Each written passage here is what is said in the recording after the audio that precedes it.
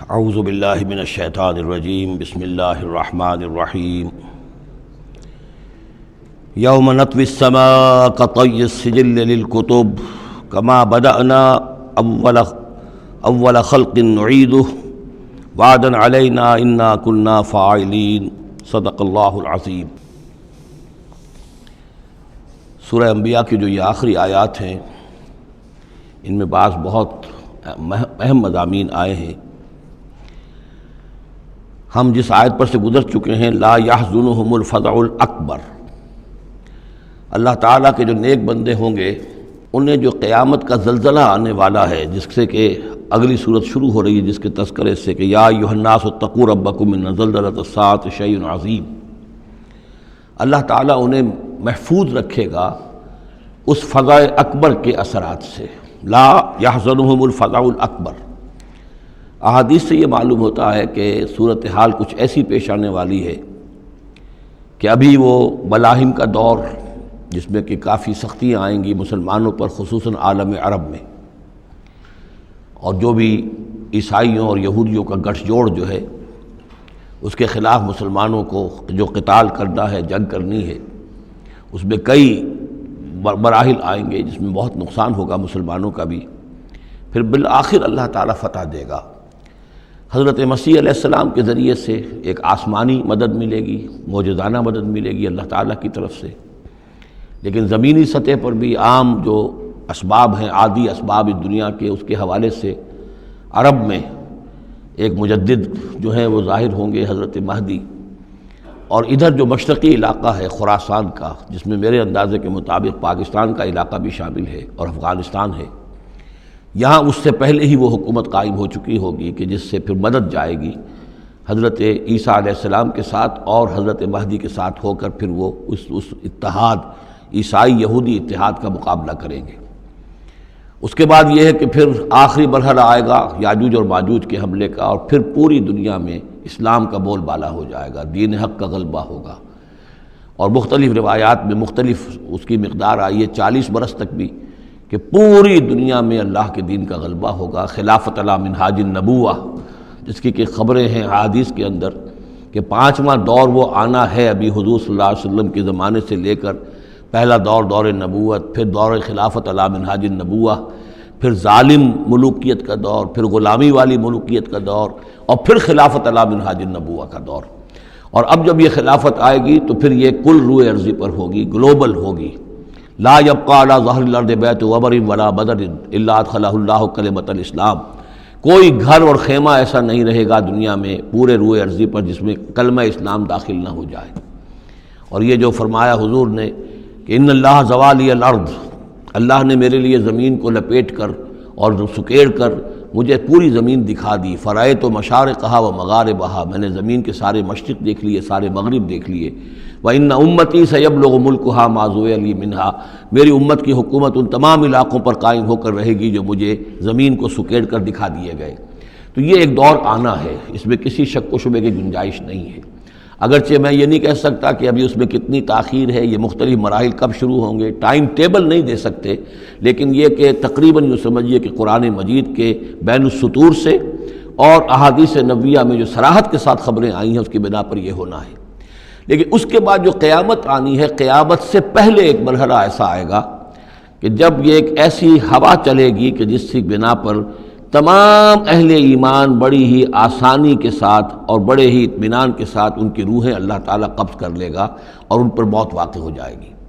پھر دنیا میں سوائے شریروں کے اور بدماشوں کے اور فساق و فجار کے کوئی نہیں رہے گا، تو پھر ان پر قیامت قائم ہوگی، اور ان کے لیے پھر یہ فزع الاکبر بھی ہے جس کا ذکر ہو رہا ہے یا سورہ انبیاء کے آخر میں، اور انہی کے لیے وہ زلزلۃ الساعہ ہے کہ جس کو کہ اس وقت لوگ جو ہیں وہ دیکھیں گے، وہ ساری جو بھی سختیاں ہیں قیامت کی وہ ان کو برداشت کرنی ہے۔ اللہ اپنے نیک بندوں کو اس سے پہلے ہی ایک ایسی ہوا بھیج کر کے جس کے دل میں بھی ایمان ہوگا اس کی بڑی اطمینان اور سکون کے ساتھ اس کی موت واقع ہو جائے گی۔ اللہ تعالیٰ ان کو اس فزع اکبر سے اور زلزلہ عظیم سے بچا لے گا۔ اس کی صریح خبریں موجود ہیں احادیث نبویہ میں۔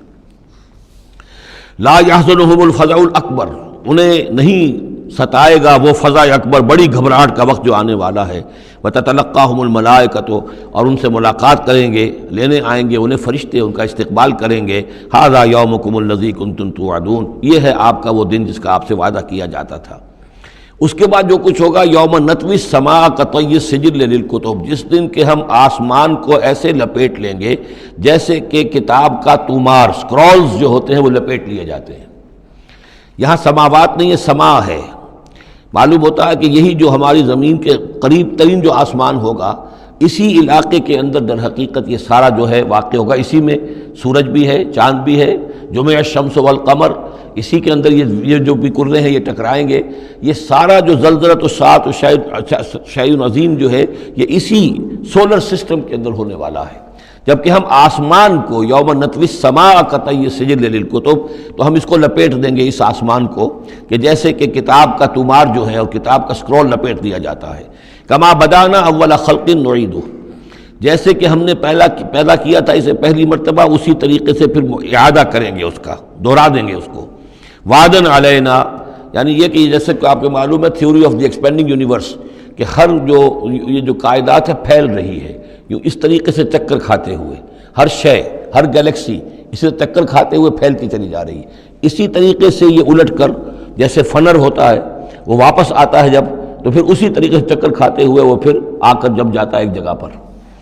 یوم نطوی السماء کطی السجل للکتب کما بدانا اول خلق نعید وعدا علینا، یہ ہم پر وعدہ ہے۔ انا کنا فاعلین، ہم یقیناً یہ کر کے رہیں گے۔ وَلَقَدْ كَتَبْنَا فِي الزَّبُورِ مِن بَعْدِ الذِّكْرِ، اور ہم نے لکھ دیا تھا زبور میں نصیحت کے بعد، ان الارض یرثها عبادی الصالحون، کہ ہماری اس زمین کے وارث ہوں گے ہمارے نیک بندے۔ اسی زمین کو جیسا کہ میں نے کہا جنت بنا دیا جائے گا، اور ابتدائی جو ہے نزل جو ہے ان کے لیے ابتدائی جنت وہ اسی زمین پر فراہم کی جائے گی۔ یہ زمین جو ہے اس کے وارث ہوں گے ہمارے نیک بندے۔ اس میں دونوں اشارے ہو سکتے ہیں، قیامت سے قبل اللہ کے نیک بندوں کی حکومت پوری زمین پر قائم ہو جائے گی، تو زمین کے وارث ہو جائیں گے اللہ کے نیک بندے، اور دوسرے یہ کہ آخرت کی زمین مراد ہو تو ظاہر بات ہے اس جنت کے تو ظاہر بات ہے وارث اللہ کے نیک بندے ہیں ہی۔ دونوں امکانات اس آیت میں موجود ہیں۔ ان فی ھذا لبلاغا لقوم عابدین، یقیناً اس میں پہنچا دینا ہے، بات کو پہنچا دینا ہے ان لوگوں کے لیے کہ جو اللہ کے بندے ہیں، اللہ کی بندگی کرنا چاہتے ہیں، اللہ کی عبادت پر کاربند رہنا چاہتے ہیں۔ وما ارسلناک الا رحمۃ للعالمین، اور نبی ہم نے نہیں بھیجا ہے آپ کو مگر تمام جہان والوں کے لیے رحمت بنا کر۔ آپ صرف عرب کے لیے نہیں بھیجے گئے تھے، اگر عرب کے لیے بھیجے گئے ہوتے تو آپ کا جو مقصد بعثت تھا وہ مکمل ہو گیا، وہ تو جزیرہ نماء عرب میں دین کا بول بالا ہو گیا۔ هو الذی ارسل رسولہ بالہدی ودین الحق لیظہرہ علی الدین کلہ، تو وہ تو ہو گیا، جزیرہ نماء عرب کے اندر اللہ کا دین جو ہے اس کا بول بالا ہو گیا تھا۔ آپ بھیجے گئے تمام جہان والوں کے لیے، لہذا آپ کے بعثت کا مقصد اسی وقت مکمل ہوگا جب کل روئے ارضی پر آپ کا لایا ہوا دین غالب ہو جائے، تب جا کر، جس کو اقبال نے کہا ہے کہ وقت فرصت ہے کہاں، کام ابھی باقی ہے، نور توحید کا اتمام ابھی باقی ہے۔ تو وہ اتمام جو ہے ایک اعتبار سے تو ہو گیا تھا، جزیرہ نماء عرب کی حد تک اتمام ہو گیا، لیکن یہ کہ دنیا جو ہے بھی تو بہت بڑی تھی، نوع انسانی جو ہے بڑی جو ہے اس تک ابھی دین کو پھیلانا تھا، پہنچانا تھا۔ دور خلافت راشدہ میں وہ سلسلہ شروع ہوا ہی تھا، لیکن اس کے بعد ایک سازش کے نتیجے میں عبداللہ ابن سبا نے جو سازش کی یہودی نے، اور مسلمانوں کو آپس میں لڑا دیا، ایک فتنۃ الکبریٰ پیدا ہوا جس کے نتیجے میں حضرت عثمان شہید کیے گئے، اور پھر باہمی خانہ جنگی ہوئی، 1,00,000 مسلمان ایک دوسرے کی تلواروں اور نیزوں سے ختم ہو گئے، تو وہ پروسیس وہیں رک گیا۔ اس کے بعد سے تو ہم اس کے واپس آئے ہیں، وہ دین کا جو غلبہ تھا وہ دین سے ہم پیچھے ہٹے ہیں، پسپائی ہوئی ہے۔ لیکن یہ کہ دنیا ختم نہیں ہو سکتی جب تک کہ محمد رسول اللہ صلی اللہ علیہ وسلم کا مقصد بعثت بتمام و کمال پورا نہ ہو، اور مقصد بعثت آپ کا ہے اظہار دین الحق، اللہ کے دین کا غلبہ، اور یہ اللہ کے دین کا غلبہ چونکہ آپ پوری نوع انسانی کے لیے بھیجے گئے ہیں، لہذا کل عالم انسانی پر اس کا ہونا لازم ہے۔ یہ گویا کہ صغریٰ کبریٰ قرآن سے ثابت ہے، لیکن اس کی صراحت کے ساتھ خبریں احادیث میں ہیں۔ وما ارسلناک الا رحمۃ للعالمین قل انما یوحی الی انما الہکم الہ واحد، اے نبی ان سے کہہ دیجئے یہ بات میری طرف وحی کی جا رہی ہے کہ تمہارا الہ بس ایک ہی الہ ہے، فہل انتم مسلمون، تو اب تم اس کی فرما برداری اختیار کرتے ہو یا نہیں؟ فإن تولوا، پھر اے نبی اگر یہ منہ موڑ لیں، پیٹھ دکھا دیں، فقل آذنتکم علی سواء، تو کہہ دیجئے میں نے تمہارے کان کھول دیے ہیں، میں نے اللہ کا پیغام تمہیں کھلم کھلا ڈنکے کی چوٹ پہنچا دیا ہے ہر ایک کے لیے۔ اب تمہارے سرداروں کو بھی میں نے بات سمجھا دی ہے، عوام کے سامنے بھی پیش کر دیا ہے، سب کے لیے برابر، کوئی طبقہ ایسا نہیں رہا ہے اس تمہارے معاشرے کا جس کے سامنے کہ میری دعوت نہ پہنچ چکی ہو۔ اب آذنتکم علی سوا، سب کو یکساں میں نے سنا دیا، پہنچا دیا، اللہ کی تبلیغ کا حق ادا کر دیا۔ ان ادری اقریب ام بعید ما توعدون، یہ میں نہیں جانتا کہ جس چیز کا تم سے وعدہ کیا جا رہا ہے، جس چیز کی دھمکی دی جا رہی ہے، جو عذاب آنے والا ہے، وہ قریب ہے یا دور ہے۔ ٹائم ٹیبل میں نہیں دے سکتا، لیکن یہ کہ تمہارے اوپر جو بھی تمہارے کرتوتوں کے نتائج ہیں وہ بالآخر وہ تمہارے اوپر تمہاری شامت اعمال بن کر آئیں گے۔ وَإِنْ أَدْرِي أَقَرِيبٌ أَمْ بَعِيدٌ مَا تُوعَدُونَ، وہ قریب ہے یا دور ہے یہ میں نہیں کہہ سکتا۔ یہی جیسا کہ میں عرض کر رہا ہوں کہ یہ تمام جو سلسلہ ہے کہ جو احادیث نبویہ اور قرآن مجید، اور نہ صرف یہ کہ احادیث نبویہ بلکہ سابقہ جو کتابیں ہیں، آخر وہ بھی کتابیں تھیں اللہ کی، ان میں تحریف تو ہوئی ہے لیکن پھر بھی حق بات بھی موجود ہے، اس میں بھی جو پیشن گوئیاں موجود ہیں۔ چنانچہ آپ دیکھتے ہیں کہ اس وقت دنیا میں ہر اعتبار سے یہ جو چند سال اب رہ گئے ہیں اس صدی کے، 1999 اور 1998 بھی اس میں شامل ہے، پھر یہ کہ اس صدی کے اختتام پر اور پھر اگلی صدی کے شروع ہونے کے بارے میں نوسٹریڈیمس کی پیشن گوئیاں، شاہ ولی کی پیشن گوئیاں، پچھلے دنوں تو اخبارات میں آیا کہ گاندھی جی کی بھی کوئی پیشن گوئیاں برآمد ہوئی ہیں جو بھی اسی عرصے کے لیے تھیں، شاید وہ بھی کہیں کچھ سنیاسی ونیاسی سے کچھ انہوں نے سنا ہو، وہ کوئی ان کی کوئی ایک وہ جو ہے ڈائری برآمد ہوئی ہے، جنگ میں خبر سنی تھی، شائع ہوئی تھی۔ وائن برگر جو ہے جو رہا ہے پچھلی حکومت کے اندر بڑا اہم، اس کی یہ پیشن گوئیاں ہیں۔ تو یہ سارا جو ہے، اور جو بائبل کی آخری کتاب ہے بک آف ریولیشن، حضرت یوحنا، حضرت یحییٰ جو حضرت مسیح کے حوارین میں سے تھے، ایک یوحنا تو وہ جو نبی تھے، یحییٰ وہ تو نبی تھے، جان دی بیپٹسٹ، ایک یہ جان ہیں جو حواری ہیں جن کے کہ وہ مکاشفات ہیں کہ جو آخری کتاب ہے بائبل کی، اور یہ احادیث نبویہ ہیں کہ جن میں کتاب الملاحم اور کتاب و آثار الساعہ وغیرہ ہیں، کتاب الفتن، تو ان سب سے معلوم ہوتا ہے کہ یہ چیزیں اب آنے والی ہیں اور معاملہ زیادہ دور نہیں رہا ہے، لیکن کتنا قریب ہے یہ بھی ہم نہیں کہہ سکتے۔ وَإِنْ أَدْرِي أَقَرِيبٌ أَمْ بَعِيدٌ مَا تُوعَدُونَ إِنَّهُ يَعْلَمُ الْجَهْرَ مِنَ الْقَوْلِ وَيَعْلَمُ مَا تَكْتُمُونَ، یقیناً اللہ تعالیٰ جانتا ہے کھلی بات کو بھی جو بلند آواز سے کہی جاتی ہے، اور وہ تو اس کو بھی جانتا ہے جسے تم چھپاتے ہو اپنے دلوں کے اندر۔ وَإِنْ أَدْرِي لَعَلَّهُ فِتْنَةٌ لَكُمْ وَمَتَاعٌ إِلَىٰ حِينٍ، اور میں نہیں جانتا، میں نہیں کہہ سکتا، ہو سکتا ہے کہ ابھی اس تاخیر میں تمہارے لیے کوئی آزمائش ہو، اللہ تمہیں ابھی اور fresh lease of existence grant کر دے، تاکہ یہ کہ تمہیں ایک کچھ عرصے کے لیے اس دنیا میں رہنے کا اور بسنے کا اور فائدہ اٹھا لینے کا موقع مل جائے، لیکن بالآخر ہونا وہ ہے جو میں بتا رہا ہوں، اس کے اندر کوئی شک نہیں ہے، وہ شدنی امر ہے۔ قال رب احکم بالحق، کہا نبی نے، رسول نے صلی اللہ علیہ وسلم، پروردگار اب حق کے ساتھ فیصلہ فرما دے۔ یعنی یہ کہ نبی اکرم صلی اللہ علیہ وسلم کا بھی دیکھیے، جیسے میں نے بار بار کہا ہے کہ آخر یہ اتنا طویل ہو گیا تھا رد و قضا کا مسئلہ کہ آپ کی طبیعت کے اندر بھی اب بات یہ آ رہی تھی کہ پروردگار اب فیصلہ سنا دے۔ قال رب احکم بالحق، پروردگار اب حق کے ساتھ فیصلہ سنا دے۔ وربنا الرحمن المستعان علی ما تصفون، اور یقیناً اب ان کی طرف خطاب کر کے، ہم تو جس سے مدد طلب کر رہے ہیں وہ ہمارا رب ہے رحمان، ہم اپنے رب سے رحمان سے جو مستعان ہے، جس سے کہ مدد طلب کی جاتی ہے، ہم طلب کر رہے ہیں ان تمام چیزوں کے خلاف جو تم کہہ رہے ہو، جو تمہاری باتیں ہیں، جو تم نے جو اعتراضات کیے ہیں، جو تم نے مجھے زج کیا ہوا ہے، ان سب کا مقابلہ میرے پاس تو یہ ہے کہ میں اپنے پروردگار سے ہی مدد طلب کر رہا ہوں۔ سورۃ الحج، بسم اللہ الرحمن الرحیم، یا ایھا الناس اتقوا ربکم ان زلزلۃ الساعۃ شیء عظیم۔ یہ فزع الاکبر جس سے کہ ختم ہو رہی ہے سورہ انبیاء، اسی کے تذکرے سے یہ شروع ہو رہی ہے سورہ حج۔ اے لوگو ڈرو اپنے رب سے، تقوی اختیار کرو اپنے رب کا، یقیناً قیامت کا زلزلہ بہت بڑی شے ہوگا۔ یوم ترونہا، جس دن کہ تم اس کو دیکھو گے، تذہل کل مرضعۃ عما ارضعت، بھول جائے گی ہر دودھ پلانے والی جسے وہ دودھ پلاتی تھی۔ یعنی واقعہ یہ ہے کہ حیوانات میں جو بھی دودھ پلانے والا کوئی جانور بھی ہو تو اسے بھی اپنے بچوں کے ساتھ جو انس ہوتا ہے، اور خاص طور پر انسانوں میں پھر ماں کی محبت اور شفقت اور مامتا جو ہے، وہ اپنی جان دینے کو تیار ہوتی ہے، اپنے بچے کی آنچ نہیں آنے دیتی، لیکن وہ سخت ایسا دن ہوگا، ایسی سختی ہوگی کہ دودھ پلانے والیاں اپنے دودھ پیتے بچوں کو بھول جائیں گی۔ وَتَضَعُ كُلُّ ذَاتِ حَمْلٍ حَمْلَهَا، اور دہشت کا عالم یہ ہوگا کہ ہر حاملہ کا حمل گر جائے گا۔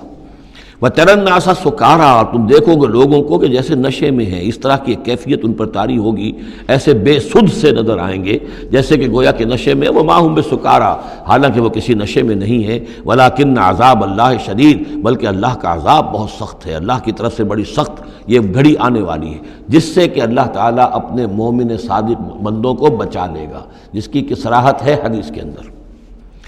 وَمِنَ النَّاسِ مَن يُجَادِلُ فِي اللَّهِ بِغَيْرِ عِلْمٍ، لوگوں میں سے ایسے بھی ہیں جو اللہ کے بارے میں جھگڑتے ہیں، اللہ کی آیات کے بارے میں جھگڑتے ہیں، قرآن مجید کے احکام کے بارے میں جھگڑتے ہیں، جبکہ حال یہ ہے بغیر علم، نہ ان کے پاس کوئی علم ہے،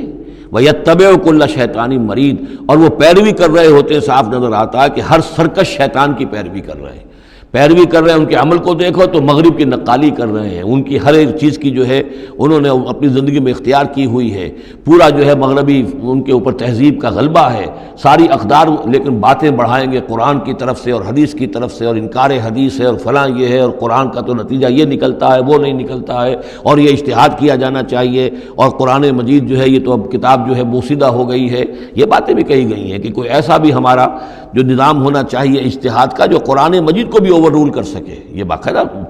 رائے موجود ہے کہ قرآن مجید میں بھی جو صریح احکام آئے ہیں وہ بھی ایک خاص قوم کے لیے، خاص وقت کے لیے تھے، یہ ہمیشہ کے لیے نہیں ہے۔ تو بڑے بڑے دانشور، بڑے بڑے جو اسکالرز ہیں، بڑی بڑی ڈگریاں ان کے پاس ہیں، میک گل سے لے کر آئے ڈگریاں، ڈاکٹر فضل الرحمان صاحب آئے تھے تو میک گل سے ڈگری لے کر آئے تھے، جنہوں نے جو وحی کے بارے میں کہا تھا کہ یہ حضور کا بھی کلام کہا جا سکتا ہے، اس کو اللہ کا بھی کلام کہا جا سکتا ہے، باقی فرشتے کی کوئی حیثیت نہیں ہے، یہ ساری باتیں ڈاکٹر فضل الرحمان کہنے والے تھے۔ میک گل سے انہوں نے یہودیوں سے آ کر ڈگریاں حاصل کی تھی انہوں نے، اور انہوں نے جو بھی بہت سے اور دانشور بہت سے موجود ہیں اس وقت دنیا میں کہ جو ویسے سمجھے جاتے ہیں کہ بہت وہ اسلامی اسکالرز ہیں، ٹاپ کے اسکالرز ہیں، وائٹ ہاؤس میں بھی انہیں طلب کیا جاتا ہے۔ یہ جو سید حسین نصر ہیں، ایرانی ایک ہیں، اب وہ رہ گئے ہیں جن کا ڈنکا بج رہا ہے زیادہ، ورنہ پہلے یہ ہے کہ یہ دو تھے، سید حسین نصر بھی تھے اور ڈاکٹر فضل الرحمان بھی تھے پاکستان کے۔ لیکن وَمِنَ النَّاسِ مَن يُجَادِلُ فِي اللَّهِ بِغَيْرِ عِلْمٍ وَيَتَّبِعُ كُلَّ شَيْطَانٍ مَرِيدٍ كُتِبَ عَلَيْهِ، اس شیطان کے بارے میں تو یہ بات لکھ دی گئی ہے، طے کر دی گئی ہے، أَنَّهُ مَن تَوَلَّاهُ، کہ جو کوئی بھی اس کی دوستی اختیار کرے گا، فَأَنَّهُ يُضِلُّهُ، تو وہ اسے گمراہ کر کے رہے گا، وَيَهْدِيهِ إِلَىٰ عَذَابِ السَّعِيرِ، اور پہنچا کر رہے گا اسے اس جلانے والے دوزخ کے عذاب میں۔ یا ایھا الناس، اے لوگو، ان کنتم فی ریب من البعث، اگر تمہیں کوئی شک ہے کہ کیسے دوبارہ زندہ ہو جائیں گے، کیسے اٹھا لے گا اللہ تعالیٰ، کوئی تمہیں اشکال پیدا ہوتا ہے تو لو ہم تمہیں ایک مثال سے سمجھاتے ہیں۔ فَإِنَّا خَلَقْنَاكُم مِّن تُرَابٍ، سوچو ہم نے تمہیں مٹی سے پیدا کیا، اس لیے کہ باپ کے بھی جسم میں اگر نطفہ بنا ہے، منی بنی ہے، کہاں سے بنی ہے؟ خیر غذا کہاں سے آئی تھی اس کی؟ ساری غذا تو مٹی سے آئی ہے، زمین ہی سے آئی ہے، یہیں سے آئی ہے، وہ منرلز ہیں، وہ سب کچھ ہیں، گوشت کھایا ہے تو بکری نے جو کہاں سے غذا لی تھی؟ زمین سے لی تھی۔ تو تمہاری جو تخلیق ہے سب کی ابتدا میں جو ہے وہ مٹی سے ہے، من تراب ثم من نطفۃ، پھر وہ نطفے کی ایک شکل بنی، ثم من علقۃ، پھر تم ایک علقہ کی شکل میں تھے۔ اس علقہ کے بارے میں بعد میں عرض کروں گا، ابھی میں اس کا کوئی ترجمہ نہیں کر رہا، اس کا ترجمہ عام طور پر جمع ہوا خون کیا جاتا ہے، یہ ترجمہ صحیح نہیں ہے۔ ثم من مضغۃ، پھر یہ کہ وہ ایک لوتھڑے کی طرح تھا، گوشت کا ایک لوتھڑا سا تھا، مخلقۃ غیر مخلقۃ، پہلے اس پہ کوئی نشانات تھے ہی نہیں، پھر اس لوتھڑے کے اوپر نشانات آنے شروع ہوئے، معلوم ہوا کہ یہاں سے یہ بازو نکلیں گے، یہاں سے یہ ٹانگیں نکلیں گی، اسی کے اندر جو ہے یہ آثار شروع ہو گئے۔ لنبین لکم، تاکہ ہم تمہیں کھول کھول کر بیان کر دیں۔ یہ جو بھی سٹیجز ہیں کہ جو ایمبریونک جو سٹیجز ہیں،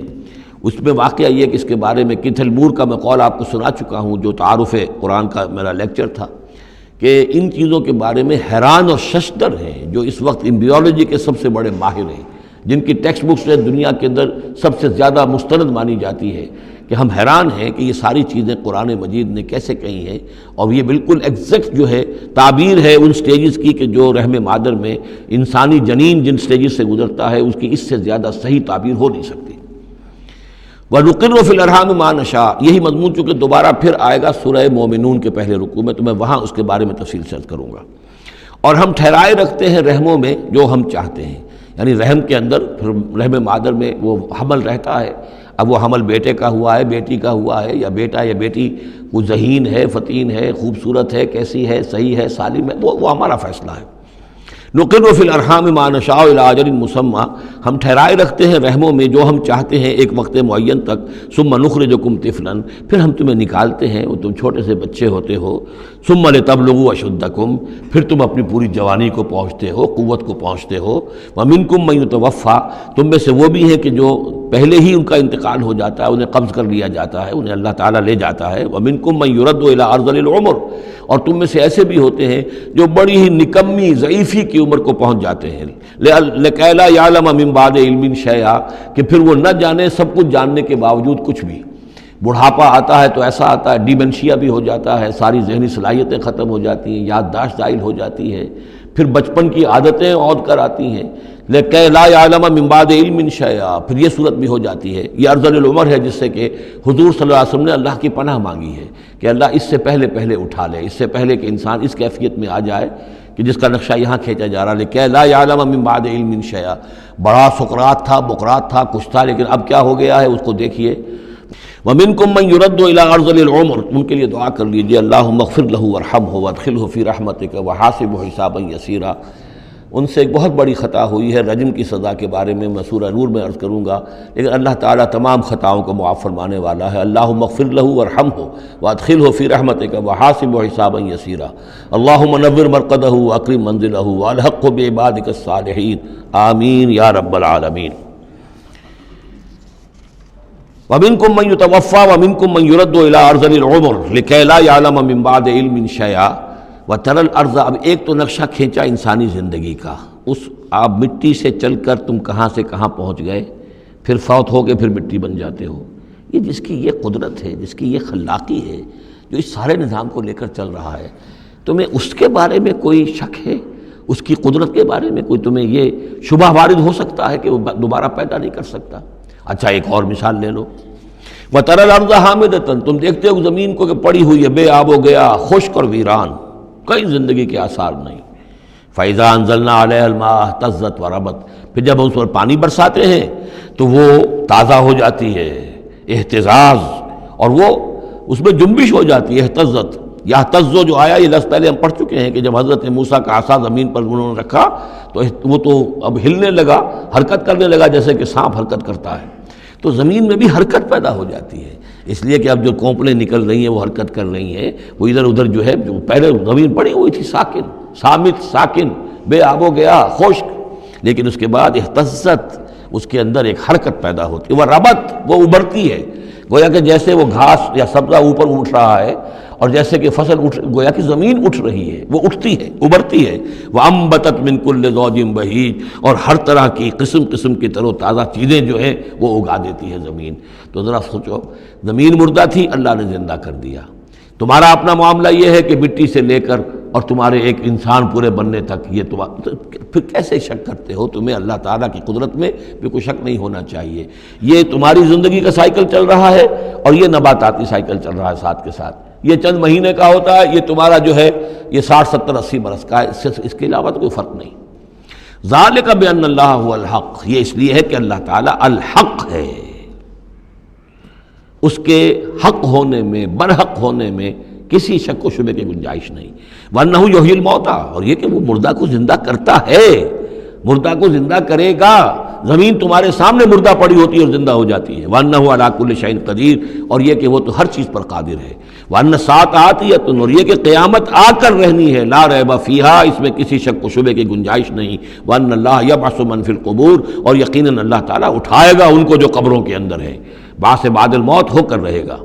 وَمِنَ النَّاسِ مَن يُجَادِلُ فِي اللَّهِ بِغَيْرِ عِلْمٍ وَلَا هُدًى وَلَا كِتَابٍ مُنِيرٍ، اور لوگوں میں سے کچھ ایسے بھی ہیں جو اللہ کے بارے میں، اللہ کی باتوں کے بارے میں، اللہ کی صفات کے بارے میں، ذات خداوندی کے بارے میں جھگڑتے ہیں، بحثیں کرتے ہیں، نزاع کرتے ہیں، نہ ان کے پاس علم ہے، بغیر علم ولا ہدن،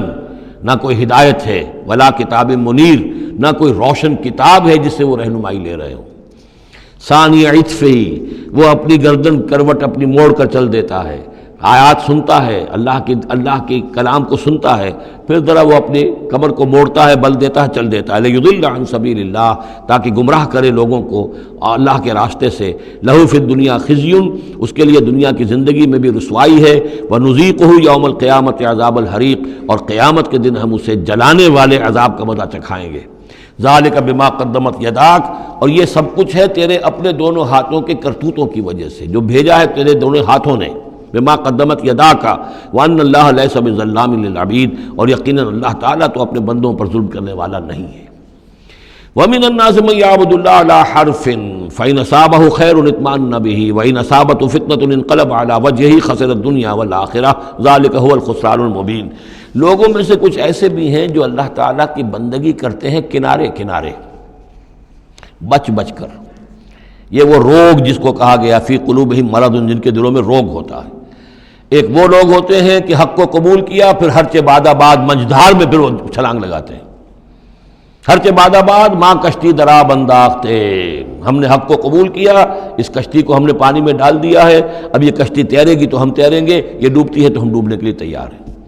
ایک وہ ہیں جو چاہتے بھی ہیں حق کے ساتھ چلنا، لیکن کنارے کنارے گہرے پانی میں نہیں جانا چاہتے، خطرات مول نہیں لینا چاہتے، اپنے لیے جان اور مال جو ہے اس کو بچا بچا کر، وہ جو اقبال نے کہا تو بچا بچا کے نہ رکھ اسے تیرا آئینہ ہے وہ آئینہ کہ شکست ہو تو عزیز تر ہے نگاہ آئینہ ساز میں۔ لیکن یہ کچھ لوگ بچ بچ کر چلنا چاہتے ہیں، کوئی گردن نہ پہنچ جائے، کوئی نقصان نہ ہو جائے، کوئی ہمیں قربانی نہ دینی پڑے۔ وَمِنَ النَّاسِ مَن يَعْبُدُ اللَّهَ عَلَىٰ حَرْفٍ، کنارے ساتھ، فَإِنْ أَصَابَهُ خَيْرٌ اطْمَأَنَّ بِهِ، اگر خیر آئے تو مطمئن رہیں گے، وَإِنْ أَصَابَتْهُ الْفِتْنَةُ انقلب عَلَىٰ وَجْهِهِ، اور اگر کوئی فتنہ آ گیا، آزمائش آ گئی، کوئی قربانی کا وقت آ گیا، پکار آ گئی، نکلو اللہ کی راہ میں اور لاؤ اللہ کی راہ میں، تو وہ اپنے چہروں کے بل اوندھے گر جاتے ہیں۔ خسرت دنیا والآخرہ، یہ خسارہ ہے، یہ گھاٹا ہے، یہ نقصان ہے دنیا اور آخرت دونوں کا۔ ذالک هو الخسران المبین، اور یہ بہت ہی نمایاں اور واضح تباہی ہے۔ ایک میں بات عرض کرنی رہ گئی ہے کہ سورہ حج کے بارے میں بعض جگہ آپ نے دیکھا ہوگا لکھا ہوا کہ یہ اس کو مدنی بھی مانا گیا ہے، لیکن یہ واقعہ ہے کہ اس سورہ مبارکہ کے اندر بعض آیات ایسی ہیں کہ جو یا تو مدنی ہیں، اور بعض آیات کے بارے میں مجھے پھر وہ ایک قول مل گیا تھا حبر الامہ حضرت عبداللہ ابن عباس رضی اللہ تعالی عنہما کا، وہ میں بعد میں انشاءاللہ وہ کل ہم پڑھیں گے۔ وہ آیات نازل ہوئی ہیں اثناء سفر ہجرت میں۔ ظاہر بات ہے کہ جب حضور مکے سے نکل آئے ہیں اور جا رہے ہیں تو کتنے دن، وَلِلَّهِ مَا فِي السَّمَاوَاتِ وَمَا فِي الْأَرْضِ، تو نہیں تھی کہ جو ہوائی جہاز سے آپ چلے گئے ہوں، آدھے گھنٹے کی فلائٹ ہے کل نہیں، لیکن یہ کوئی وقت لگا۔ اس میں بھی جو آیات نازل ہوئی ہیں، اور اس صورت میں کئی آیات ایسی ہیں کہ جن کی بڑی گہری مشابہت آپ کو مل جائے گی سورہ بقرہ کی آیات کے ساتھ۔ چنانچہ شہادت علی الناس والی آیت بھی اس صورت میں بھی ہے، سورہ بقرہ میں بھی ہے، لِيَكُونَ الرَّسُولُ شَهِيدًا عَلَيْكُمْ وَتَكُونُوا شُهَدَاءَ عَلَى النَّاسِ، یہ آپ کو سورہ حج کے آخر میں ملے گی۔ جہاد کا لفظ بھی اس صورت مبارکہ میں ملے گا۔ یہ آیت بھی آپ غور کریں گے تو سورہ بقرہ کے دوسرے رکوع میں جو مثال آئی تھی، منافقین کا حال یہ ہے، او کصیب من السماء فیہ ظلمات ورعد وبرق یجعلون اصابعهم فی آذانہم من الصواعق حذر الموت واللہ محیط بالکافرین۔ تو یہ جب بجلی جب چمکتی ہے، کوئی روشنی نظر آتی ہے، چل پھر لیتے ہیں، لیکن اس کے بعد پھر جیسے ہی اندھیرا ہوتا ہے کھڑے رہ جاتے ہیں۔ تو بالکل وہی کیفیت ہے کہ جب ذرا حالات صحیح ہوئے، نارمل ہوئے، کوئی خطرہ نہیں، کوئی اندیشہ نہیں، کوئی مطالبہ نہیں، کوئی جنگ کی مہم جو ہے پیش نظر نہیں ہے، تو وہ بڑے چلت پھر دکھا رہے ہیں، حضور کے پاس آ رہے ہیں، باتیں کر رہے ہیں، وہ ہے کہ وہ بھی اہل ایمان کے ساتھ ہیں۔ لیکن جب ذرا مشکل وقت آیا، اوندھے منہ گر پڑے۔ وَمِنَ النَّاسِ، اللہ تعالی ہمیں اس سے بچائے، اور دین اور ایمان کے ساتھ اور اللہ کے دین کو قائم کرنے کی جد و جہد میں مخلصانہ اور ہمہ تن ہمہ وجوہ اپنے آپ کو جھونک دینے کی ہمت عطا فرمائے۔ وَمِنَ النَّاسِ مَن يَعْبُدُ اللَّهَ عَلَىٰ حَرْفٍ فَإِنْ أَصَابَهُ خَيْرٌ اطْمَأَنَّ بِهِ وَإِنْ أَصَابَتْهُ فِتْنَةٌ انقلب عَلَىٰ وَجْهِهِ خَسِرَ الدُّنْيَا وَالْآخِرَةَ ذَلِكَ هُوَ الْخُسْرَانُ الْمُبِينُ۔ يَدْعُو مِن دُونِ اللَّهِ مَا لَا يَضُرُّهُ وَمَا لَا يَنفَعُهُ، یہ پکارتا ہے اللہ کے سوا ان کو جو نہ اسے کوئی ضرر پہنچا سکتی ہے نہ نفع۔ ذَلِكَ هُوَ الضَّلَالُ الْبَعِيدُ، یہی ہے بہت ہی گمراہی، دور کی گمراہی۔ يَدْعُو لَمَن ضَرُّهُ أَقْرَبُ مِن نَفْعِهِ، وہ پکارتا ہے اللہ کو، اس کو کہ جس کا ضرر جو ہے وہ اس کے نفع سے قریب تر ہے۔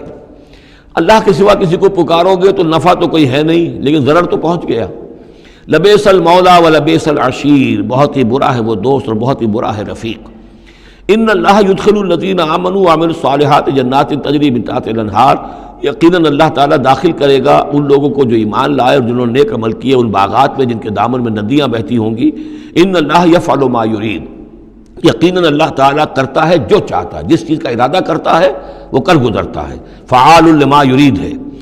من کان یظن ان لن ینصرہ اللہ فی الدنیا والآخرۃ فلیمدد بسبب الى السماء ثم لیقطع فلینظر هل یذهبن کیدہ ما یغیظ۔ یہ آیت مشکلات القرآن میں سے ہے، بہت سے مختلف انداز میں اس کی تعبیرات کی گئی ہیں، لیکن میرا دل ٹھکا ہے اسی تعبیر پر کہ جو موضح القرآن میں شاہ عبد القادر دہلوی رحمۃ اللہ علیہ نے کی ہے، اور میں اسی کو وضاحت کے ساتھ پیش کر رہا ہوں۔ جو شخص دین کے لیے خدمت کر رہا ہو، دین کے لیے لگا ہوا ہو، کام کے اندر داعی ہے یا اس کسی داعی کے ساتھ ہے، اب اس کے لیے یہ ہوتا ہے کہ ایک تو امید ہوتی ہے کہ اللہ کی مدد آئے گی، آج نہیں تو کل آئے گی، کل نہیں تو پرسوں آئے گی۔ اگر کسی وجہ سے انسان حالات کو دیکھ کر اتنا مایوس ہو جائے کہ اللہ کی مدد کی اسے امید نہ رہے، یہ چیز پھر اس کے لیے بہت بڑی ناکامی کا سبب بن جائے گی۔ امید پیوست رہ شجر سے امید بہار رکھ، اللہ سے مایوس نہیں ہونا چاہیے، نہ لا تقنطوا من رحمت اللہ۔ ٹھیک ہے دیر ہو جائے کوئی حرج نہیں، لیکن یہ کہ یہ اللہ کی مدد آئے گی، اللہ جو ہے نصرت فرمائے گا، اللہ تعالی ہماری مدد کرے گا۔ والذین جاہدوا فینا لنہدینہم سبلنا، جو لوگ ہماری راہ میں محنت کریں گے، جدوجہد کریں گے، ہم لازماً انہیں اپنے راستے دکھائیں گے۔ یہ اللہ کا پختہ وعدہ ہے، ان وعدوں پر یقین رکھنا چاہیے۔ لا انک لا تخلف المیعاد، اے اللہ ہمیں یہ اندیشہ نہیں ہے کہ تو اپنا وعدہ پورا نہیں کرے گا، خلاف کرے گا، ہاں ہمیں اندیشہ ہوتا ہے کہ ہم تیرے وعدوں کے مصداق بن سکیں گے یا نہیں، ان کا مصداق بننے کی شرائط پوری کر سکیں گے کہ نہیں۔ یہ کیفیت بندے کی رہنی چاہیے، اللہ تعالیٰ کی مدد سے اور اللہ تعالیٰ کی نصرت سے مایوس کبھی نہیں ہونا چاہیے۔ تو اس کی ایک مثال دی ہے کہ اگر کوئی شخص کسی رسی کے ساتھ کہیں اوپر سے ایک رسی ہے اس کو اس نے پکڑا ہوا ہے، تو تب تک تو یہ کہ تھاما ہوا ہے، یہ اللہ تعالیٰ کے ساتھ ہے نا، حبل اللہ حبل اللہ، یہ قرآن جو ہے القرآن حبل اللہ الممدود من السماء الی الارض، اسی طرح امید اللہ سے رکھنا، رجا رکھنا، یہ بھی گویا کہ ایک معنوی رسی ہے کہ جو اللہ تعالیٰ کے ساتھ ہمیں جوڑے ہوئے، جب تک یہ رسی رہے گی ہمیں سہارا رہے گا، جب یہ رسی کاٹ دیں گے ہم، وہ امید منقطع کر دیں گے، تو سوائے اس کے اور کیا ہوگا کہ زمین پر رودے منہ گر جائیں گے۔ من کان یظن ان لن ینصرہ اللہ فی الدنیا والآخرہ، جس شخص کا یہ گمان ہو جائے کہ اللہ ہرگز مدد نہیں کرے گا اس کی دنیا میں اور نہ آخرت میں، فلیمدد بسبب من السماء، اسے چاہیے کہ ذرا ایک رسی آسمان کی طرف تانے، ثم لیقطع، پھر کاٹ دے، اسے توڑ دے، فلینظر هل یذهبن کیدہ ما یغیظ، پھر دیکھے کہ اس سے اس کا جو غصہ ہے اندر کا، اس میں جو مایوسی کی آگ جل رہی ہے اس میں کوئی کمی ہوئی۔ یعنی جب تک وہ رسی ہے کچھ نہ کچھ امید تو رہے گی، تو اس امید جو ہے اللہ پر اور اللہ کی نصرت اور اللہ کے وعدوں پر جو یقین ہے اس کو برقرار رکھو، یہ تمہیں سہارا دے گی۔ وَكَذَلِكَ أَنزَلْنَاهُ آيَاتٍ بَيِّنَاتٍ، اسی طرح ہم نے اتارا ہے اس قرآن کو روشن اور کھلی باتوں کی شکل میں۔ وَأَنَّ اللَّهَ يَهْدِي مَن يُرِيدُ، اور اللہ تعالیٰ ہدایت دیتا ہے جس کو چاہتا ہے، یا اللہ تعالیٰ ہدایت دیتا ہے جو چاہتا ہے کہ اس کو ہدایت ملے۔ ان الذین آمنوا والذین ہادوا والصابئین والنصارى، یقیناً وہ لوگ جو مسلمان ہیں، ایمان لائے ہیں محمد پر صلی اللہ علیہ وسلم، والذین ہادوا، اور جو یہودی ہوئے، والصابئین، اور جو صابی ہیں، والنصارى، اور جو یہ عیسائی ہیں، والمجوس، اور مجوس ہیں ایرانی، والذین اشرکوا، اور جن لوگوں نے شرک کی روش اختیار کی، ان اللہ یفصل بینہم یوم القیامہ، یقیناً اللہ فیصلہ کرے گا ان کے مابین قیامت کے دن۔ ان اللہ علی کل شیء شہید، یقیناً اللہ تعالیٰ ہر چیز پر خود گواہ ہے، ہر چیز اس کے سامنے نگاہوں میں موجود ہے۔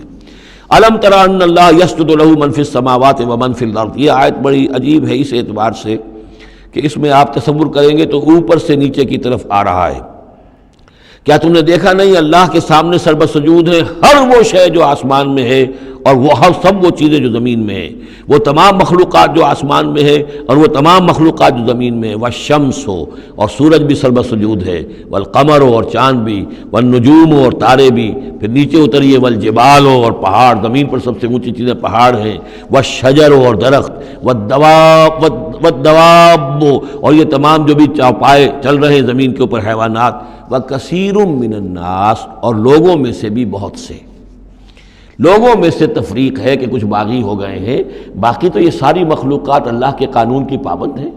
قانون تکوینی کے اندر ہے، یہ اللہ کی بندگی کر رہی ہیں، یہ سجدے میں ہے، ہر شے اللہ کے سامنے سربسجود ہے۔ ہاں انسانوں کے اندر بغاوت بھی ہے، انسانوں میں سے کچھ لوگ وہ ہیں کہ جنہوں نے سورج کو پوجنا شروع کر دیا، سورج اللہ کو پوج رہا ہے اور وہ سورج کو پوج رہے ہیں، چاند کو پوجنا شروع کر دیا، درختوں کو پوجنا شروع کر دیا،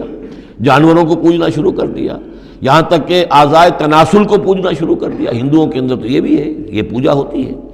تو یہ ہے ان لوگوں کی گراوٹ۔ انسانوں میں سے اللہ تعالیٰ جس کو ہدایت دے دیتا ہے، معرفت حاصل ہو جاتی، پھر وہ اسی کے سامنے سربسجود ہوتے ہیں۔ وَكَثِيرٌ حَقَّ عَلَيْهِ الْعَذَابُ، لیکن بہت سے ایسے ہیں کہ جو عذاب الہی کے مستحق ہو جاتے ہیں۔ وَمَن يُهِنِ اللَّهُ فَمَا لَهُ مِن مُكْرِمٍ، اور جنہیں اللہ تعالیٰ ہی رسوا کر دے، ذلیل کر دے، اب اس کو عزت دینے والا کوئی نہیں ہے۔ جنہوں نے اپنے آپ کو ذلیل کیا، مخلوقات کے سامنے جھک گئے، انہوں نے ان کو اپنا معبود بنا لیا، جبکہ اللہ تعالیٰ کے سامنے ساری کی ساری مخلوقات جو ہے وہ تو اللہ کی بندگی میں ہے، اور اللہ نے تو اسے بنایا تھا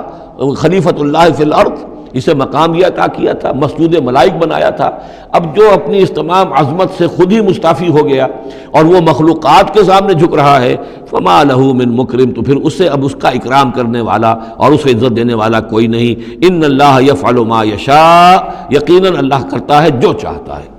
آیت سجدہ ہے، سجدہ کر لیجیے۔ ھذان خصمان اختصموا فی ربہم، یہ دو گروہ ہیں ایک دوسرے کے مقابل میں جو اپنے رب کے بارے میں جھگڑ رہے ہیں۔ ایک وہ ہے جو ایمان لے آئے ہیں۔ اب جیسا کہ میں نے عرض کیا یہ صورت ہے مکی، لیکن اس میں کچھ آیات شامل ہیں، یہ بھی ہو سکتا ہے کہ مدنی ہو اور یہ بھی ہو سکتا ہے کہ اثناء سفر ہجرت میں نازل ہوئی، لیکن بحیثیت مجموعی یہ ہے تقریباً آخری دور کی، آخری زمانے کی صورت۔ ھذان خصمان، اب ظاہر بات ہے مکے میں دو گروہ بالکل نمایاں ہو چکے تھے، ایک وہ جو حضور پر ایمان لائے اور ایک وہ کہ جو اڑے ہوئے ہیں۔ اختصموا فی ربہم، یہ اپنے رب کے بارے میں جھگڑ پڑے ہیں۔ فالذین کفروا، تو جو اللہ سے کفر کر رہے ہیں، انکار کر رہے ہیں، قطعت لہم ثیاب من نار، ان کے کپڑے کاٹے جائیں گے، بنائے جائیں گے، جیسے درزی جو ہے پہلے وہ کترتا بیوتتا ہے پھر سیتا ہے، تو ان کے لیے جو بنائے جائیں گے کپڑے وہ آگ کے ہوں گے۔ قطعت لہم ثیاب من نار، بیوتے جائیں گے، قطع کیے جائیں گے ان کے لیے کپڑے آگ کے۔ یصب من فوق رؤوسہم الحمیم، ان کے سروں کے اوپر کھولتے ہوئے پانی کے تریڑے دیے جائیں گے۔ یسحر بہ ما فی بطونہم والجلود، جس سے کہ ان کی کھالیں بھی جھلس جائیں گی اور جو کچھ ان کے پیٹوں کے اندر ہوگا وہ بھی جھلس جائے گا۔ وَلَهُم مَّقَامِعُ مِنْ حَدِيدٍ، اور پھر ان کے لیے لوہے کے وہ ہتھوڑے ہوں گے کہ جو ان کے سروں پر پڑیں گے۔ كُلَّمَا أَرَادُوا أَن يَخْرُجُوا مِنْهَا، جب بھی وہ چاہیں گے کہ وہاں سے نکل جائیں، من غم کے مارے، اعیدوا فیہا، انہیں پکڑ کر دوبارہ پھر اسی میں ڈال دیا جائے گا۔ وذوقوا عذاب الحریق، اور چکھو مزہ اس جلانے والے عذاب کا۔ تم نے اللہ کا انکار کیا، تم نے محمد کی نفی کی، تم نے ان کو ماننے سے انکار کیا۔ اس کے برعکس ان اللہ یدخل الذین آمنوا وعملوا الصالحات، یقیناً اللہ داخل کرے گا ان لوگوں کو جو ایمان لائے اور جنہوں نے نیک عمل کیے، جنات تجری من تحتها الانہار، ان باغات میں جن کے نیچے ندیاں بہتی ہوں گی، یحلون فیہا من اساور من ذہب ولؤلؤا، پہنائے جائیں گے انہیں کنگن سونے کے اور موتی، ولباسہم فیہا حریر، اور ان کی پوشاک جو ہوگی وہاں پر ریشم کی ہوگی۔ دنیا میں ریشم مردوں پر حرام ہے، وہاں ریشم جو ہے اسی کا لباس ہوگا، باریک ریشم کے اوپر کا لباس اور گاڑھے ریشم کا جو ہے نیچے کا لباس ہوگا۔ وَہُدُوا إِلَى الطَّيِّبِ مِنَ الْقَوْلِ، اور ان کو تو رہنمائی کر دی گئی ہے بہترین بات کی طرف۔ بہترین بات کیا ہے؟ کلمہ طیبہ، لا الہ الا اللہ محمد رسول اللہ، یا سبحان اللہ والحمد للہ ولا الہ الا اللہ واللہ اکبر ولا حول ولا قوۃ الا باللہ۔ ہدوا الی الطیب من القول، انہیں ہدایت دے دی گئی ہے من القول، اچھی بات، بہترین کلمہ طیبہ کی۔ وہدوا الی صراط الحمید، اور ان کو تو ہدایت دے دی گئی ہے سیدھی اور اللہ کی تعریفوں والے کے راستے کی طرف، کہ اب وہ سیدھے اس راستے پہ بڑھتے ہوئے اللہ تعالیٰ کی رحمت میں فراح و ریحان و جنت النعیم کے اندر پہنچ جائیں گے۔ ان الذین کفروا یصدون عن سبیل اللہ، یقیناً وہ لوگ جنہوں نے کفر کیا اور جو روک رہے ہیں لوگوں کو اللہ کے راستے سے، والمسجد الحرام ہے، اور مسجد حرام سے روک رہے ہیں۔ اب مسلمان یہاں سے جانے پر مجبور ہیں، یہ اس کے جوار بیت اللہ میں رہتے تھے، یہاں سے چھوڑ کر جانے پہ مجبور ہیں، بعد میں کتنے عرصے تک نہ وہ عمرہ کر سکے نہ حج کر سکے، تو جو ان کو اس مسجد حرام سے روک رہے ہیں، الذی جعلناہ للناس سواء العاکف فیہ والباد، اس گھر کو جو ابراہیم نے بنایا تھا، جس کو ہم نے تمام انسانوں کے لیے مساوی قرار دیا ہے، برابر ہیں یہاں پر، چاہے یہاں کے رہنے والے مقیم ہوں اور چاہے باہر سے آئیں۔ یہ اصطلاحات ہیں آفاقی اور مقیم۔ وہاں بیت اللہ میں، حرم میں کوئی فرق نہیں کیا جا سکتا حقوق میں۔ اب بھی میں سمجھتا ہوں کہ وہاں اس میں کوئی حرج شک نہیں ہے کہ حرم کے اندر کوئی فرق نہیں ہے۔ کوئی شخص باہر کا آ کر پہلی صف میں بیٹھ جائے، کوئی اسے زبردستی نہیں اٹھا سکے گا۔ یہ دوسری بات ہے کہ وہاں پہ شرطے وغیرہ جو ہیں ان کو رشوتیں دے کر لوگوں نے کو اپنی سیٹیں ریزرو کرا لی ہوتی ہیں، یا کبھی کوئی جو وی آئی پیز آنے والے ہوتے ہیں ان کے لیے وہ خالی کرتے ہیں، لیکن عام طور پر یہی ہے، آپ جس جگہ جا کر بیٹھ جائیں، کوئی یہ نہیں کہہ سکتا کہ میں یہاں کا رہنے والا ہوں، مکی ہوں، میں یہاں میں بیٹھوں گا تم یہاں سے اٹھو، سواء العاکف فیہ والباد، برابر ہے۔ وہاں کے رہنے والے مقیم بھی اور وہ لوگ بھی کہ جو باہر سے آتے ہیں آفاقی ہیں۔ وَمَن يُرِدْ فِيهِ بِإِلْحَادٍ بِظُلْمٍ، اور جو کوئی بھی اس میں بیت اللہ میں کوئی الحاد کی کوشش کرے گا، اللہ تعالیٰ کے سیدھے راستے سے ہٹانے کی لوگوں کو، اور اس میں کجی پیدا کرنے کی کوشش کرے گا شرارت نفس کی بنا پر، نُذِقْهُ مِنْ عَذَابٍ أَلِيمٍ، اس سے ہم مزہ چکھائیں گے دردناک عذاب کا۔ وَإِذْ بَوَّأْنَا، یہ دو رکوع ہیں ابھی سورہ مبارکہ کے، حج کے مناسک کا کچھ ذکر ہے یہاں پر، خاص طور پر قربانی کا خاص طور پر ذکر ہے۔ سورہ بقرہ کے دو رکوع 24واں 25واں، اس میں بھی حج کے مناسک آ چکے ہیں، لیکن وہاں پر اصل قربانی کا ذکر نہیں تھا، وہ تو صرف یہ ہے کہ وہ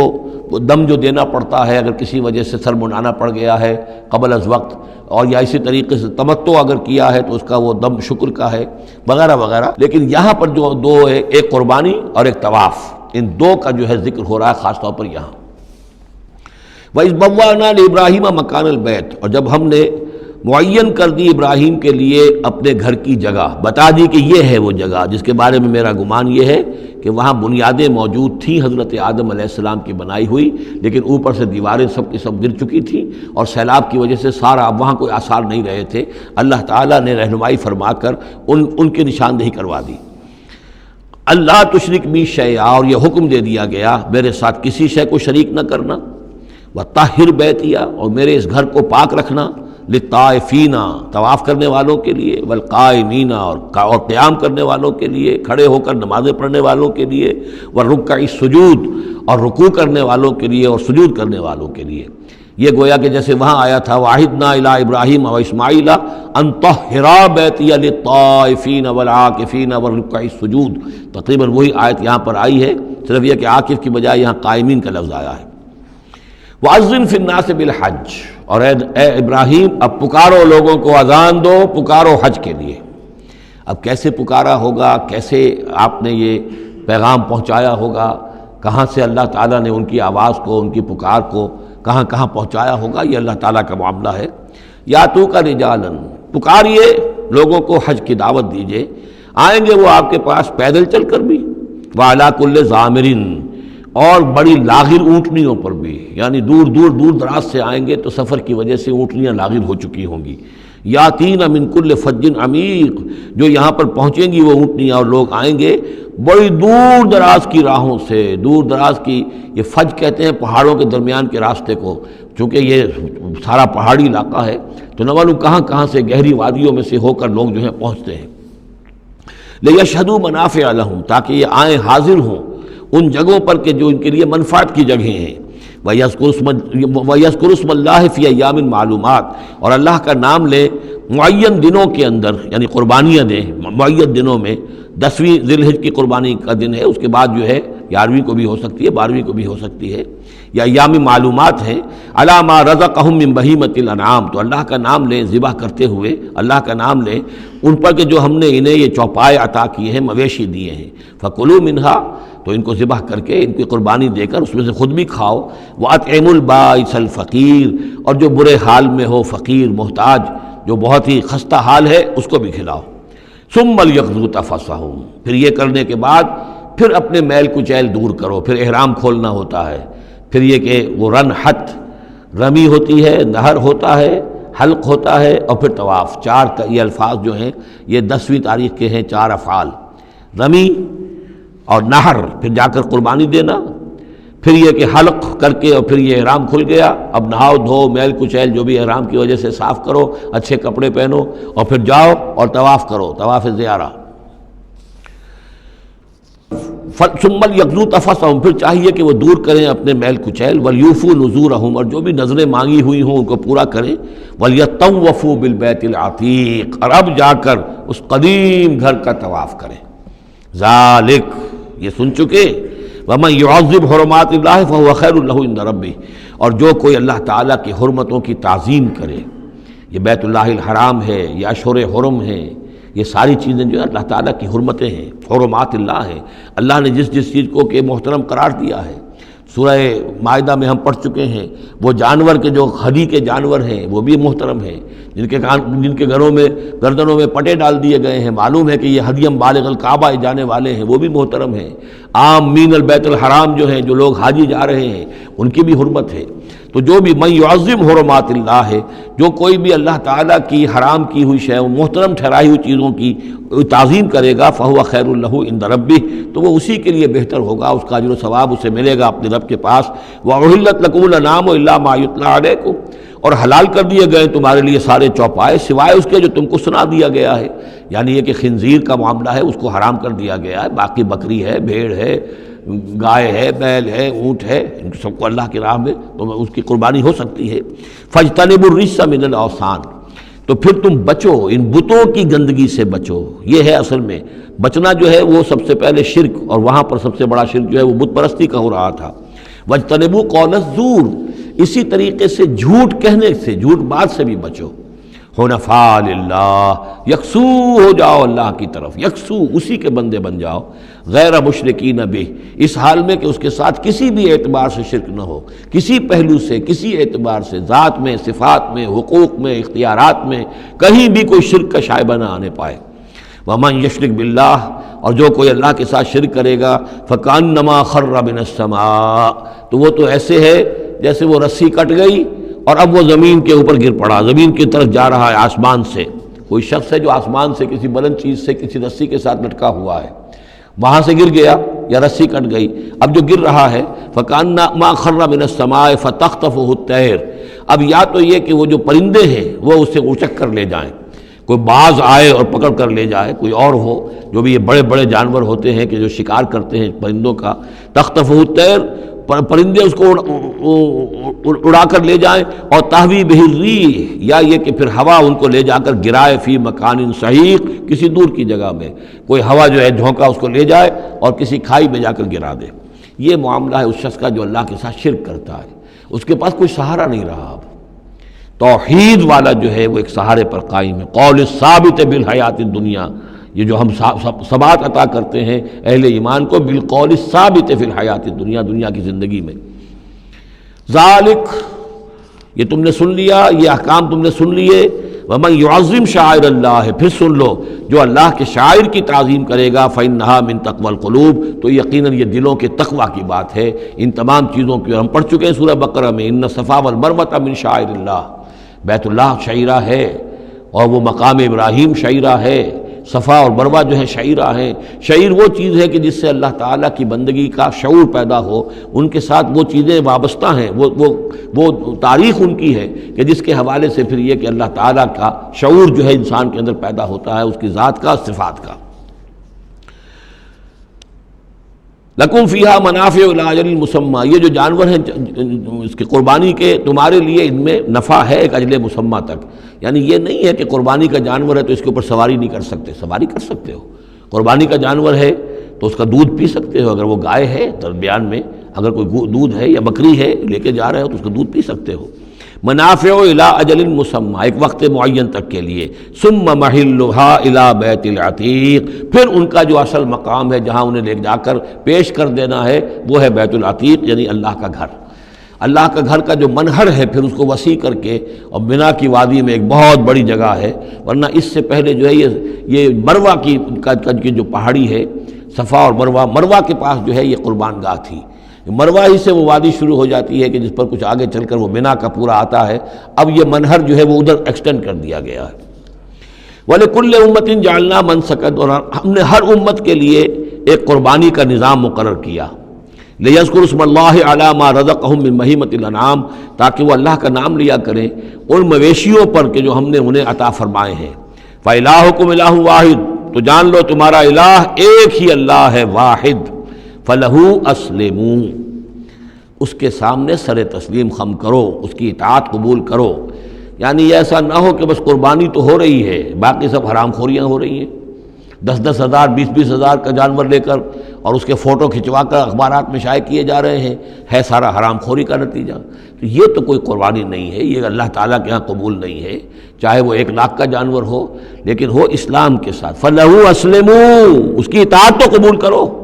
اس کے حلال اور حرام کے پابند تو ہو، اس کے حرام کردہ چیزوں سے منہ نہ مارو۔ وبشر المخبتین، اور اے نبی بشارت دے دیجئے مخبتین کو، اخبات کہتے ہیں جو اپنے آپ کو پست کر لیں اللہ کے سامنے، تواضع اور عاجزی اختیار کرنے والے۔ الذین اذا ذکر اللہ وجلت قلوبہم، یہ جو سورہ انفال کے شروع میں الفاظ آئے تھے، اس سے ملتے جلتے الفاظ ہیں۔ وہ کون لوگ ہیں؟ وہ لوگ مخبتین کہ جب اللہ کا ذکر کیا جائے تو ان کے دل لرز اٹھتے ہیں، کانپ اٹھتے ہیں۔ والصابرین علی ما اصابہم، اور جو بھی کوئی تکلیف ان پر آئے، کوئی مصیبت آئے، کوئی ناگوار صورتحال درپیش ہو جائے تو اس پر صبر کرنے والے۔ والمقیم الصلاۃ، اور نماز کے قائم کرنے والے۔ ومما رزقناہم ينفقون، اور جو کچھ ہم نے ان کو دیا ہے اس میں سے ہمارے لیے خرچ کرنے والے، ہماری رضا جوئی کے لیے، ہمارے دین کے لیے یا محتاجوں کے لیے انفاق کرنے والے۔ اللہم ربنا اجعلنا منہم والبدن جعلناها لکم من شعائر اللہ، اور یہ جو قربانی کے جانور خاص طور پر اونٹ ہیں، ان کو ہم نے تمہارے لیے ان کو بھی شاعر بنا دیا، یہ بھی اللہ کے شاعر میں سے ہے، اس لیے کہ یہ اونٹ جو ہے ابھی اللہ کے نام پر قربان کیے جا رہے ہیں۔ لکم فیہا خیر،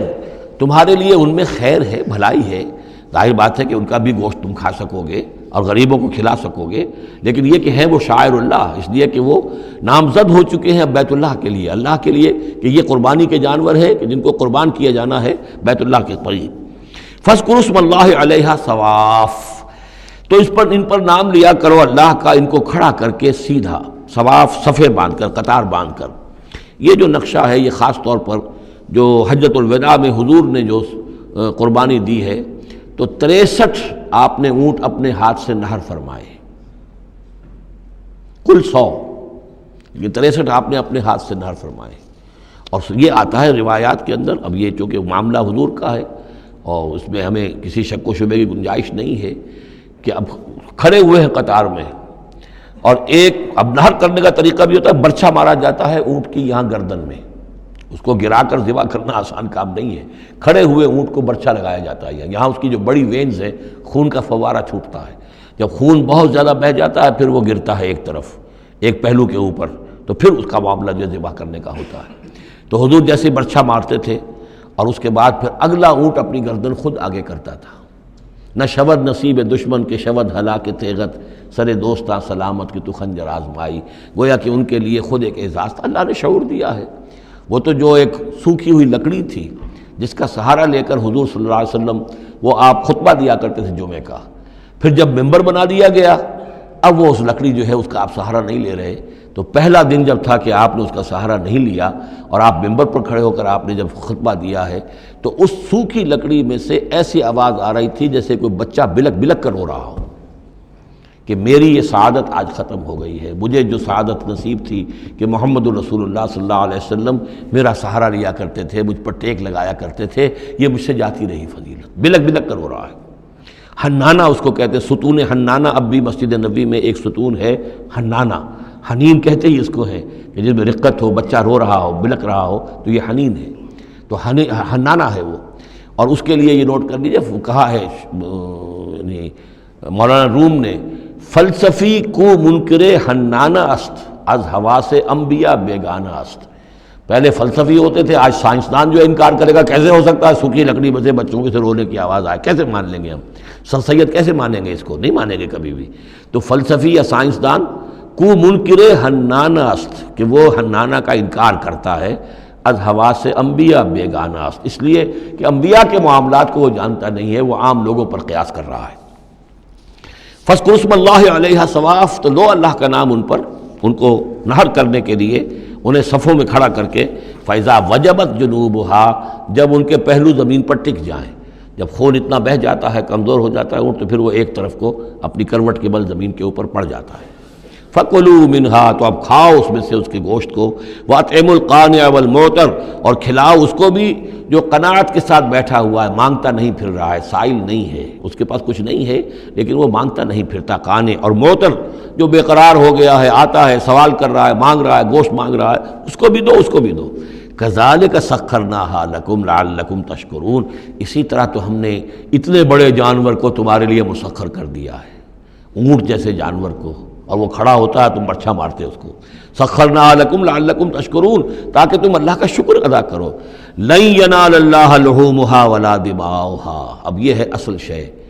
اللہ تک نہ ان کے گوشت پہنچتے ہیں نہ خون پہنچتا ہے، ولیکن ینالہ التقوی منکم، ہاں اگر پہنچتا ہے اس تک تو تقوی اگر ہے تمہارے اندر تو اللہ تک پہنچ جائے گا۔ یعنی یہ کہ ایک یہ رسومات ہے، ظاہری شکل ہے، ظاہری شکل اصل دین نہیں ہے، اگرچہ اس کے بغیر بھی تو حقیقت جو ہے وہ کسی نہ کسی حیول ہی میں ظاہر ہوگی، کوئی نہ کوئی اسے پیکر چاہیے۔ تو ان عبادات کا پیکر بھی اہم ہے، لیکن صرف پیکر کو نہ سمجھیں، ظاہر کو نہ سمجھیں، اصل شے اس کی روح ہے، روح تقویٰ۔ وہ جو علامہ اقبال نے کہا ہے کہ رہ گئی رسم اذاں روح بلالی نہ رہی، فلسفہ رہ گیا تلقین غزالی نہ رہی، اور نماز و روزہ و قربانی و حج یہ سب باقی ہیں، تو باقی نہیں ہے۔ وہ ہمارا وہ تقویٰ، ہمارا اللہ کے ساتھ خلوص و اخلاص، قربانی جب انسان دے رہا ہو تو واقعتاً اس کے اپنے اندر اگر تقویٰ بھی ہے، اس نے حلال ذریعے سے کمائے ہوئے مال میں سے اس نے اتنی محنت کی ہے کہ اس میں سے اثار کر رہا ہے، اللہ کے نام پر ایک جانور کو ذبح کر رہا ہے، پھر خود اپنی زندگی میں وہ اللہ کے قوانین کا پابند ہے، اسی کے مطابق زندگی گزار رہا ہے، اور وہ اپنی توانائیاں، قوتیں، صلاحیتیں اللہ کی راہ میں لگا رہا ہے، اس کی قربانی ہے۔ باقی اگر یہ نہیں ہے تو ٹھیک ہے، چلیے کم سے کم غریبوں کو گوشت مل جائے گا، کچھ نہ کچھ فائدہ تو ہو ہی جائے گا، لیکن یہ کہ وہ اصل قربانی نہیں ہے، اللہ تک کچھ نہیں پہنچے گا تمہارا۔ لن ینال اللہ لحومها ولا دماؤها، دیکھو ان قربانیوں کے نہ گوشت اللہ تک پہنچتے ہیں نہ ان کے خون، ولکن ینالہ التقوی منکم، ہاں تقوی اگر ہے وہ اللہ تک پہنچ جاتا ہے۔ کذالک سخرھا لکم لتکبروا اللہ علی ما ھداکم، اسی طرح اللہ تعالیٰ نے اسے تمہارے لیے مسخر کر دیا ہے، لتکبروا اللہ علی ما ھداکم، تاکہ تم اللہ کی تکبیر کیا کرو اس ہدایت پر جو اس نے تمہیں دی ہے۔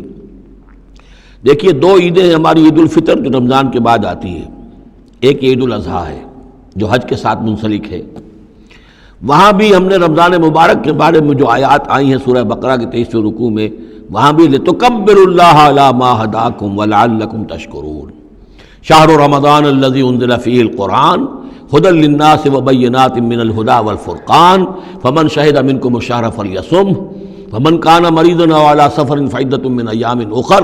یرید اللہ بکم الیسر ولا یرید بکم العسر ولتکملوا العدۃ ولتکبروا اللہ علی ما ھداکم ولعلکم تشکرون، وہی الفاظ یہاں ہیں لتکبروا اللہ علی ما ھداکم، تاکہ تم تکبیر کرو، اللہ کی تکبیر کرو۔ اسی لیے عیدین کے لیے جاتے آتے ہوئے تکبیر، اور اس کو بھی بڑا بلند آواز سے، جاتے آتے راستہ بدلنا، پھر نماز جو دوگانہ ہے عید کی اس میں اضافی تکبیرات ہیں، لتکبروا اللہ علی ما ھداکم ولعلکم تشکرون پر تو وہ آیت ختم ہوئی ہے، وبشر المحسنین، اور اے نبی ان لوگوں کو آپ بشارت دے دیجئے جو اسلام اور ایمان اور تقویٰ کی منزلیں طے کرتے ہوئے درجہ احسان تک پہنچنے کی کوشش کرتے ہیں اور پہنچ جاتے ہیں۔